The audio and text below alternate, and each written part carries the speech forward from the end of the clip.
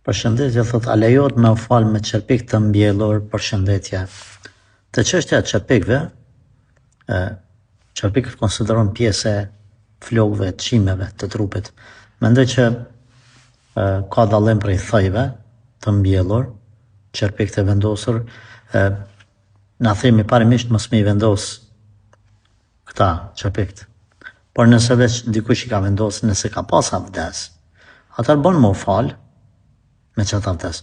Nëse s'ka pas abdes, unë mendoj që vendosja e çerpikëve nuk di, po mendoj e pengon, domethënë këtu vjen si pengesë, e pengon depërtimin e ujit te pjesa e synit. Nëse jam gabim, le të më shpjegojnë ato motra të cilat janë eksperte në mbjelljen e këtyne, inshallah Allahu ja mundson mu largu për kësaj pune sa më shpejt, e me punu diçka më halal. Nëse nuk pengon në depërtimin e ujit, domethënë tek syt, atëherë themi për namaz nuk ka problem, edhe për abdes nuk ka problem. Por ka problem si shtojt, sepse mi shtu flokët, I ki flokët, domethënë një plam tash, mi shtu flokët është haram. Edhe mi shtu çerpikt, mendoj që të dyjat janë të njëjta, sigurisht te flokët, prandaj diçka më mirë. Hiç mos I vën çerpikt.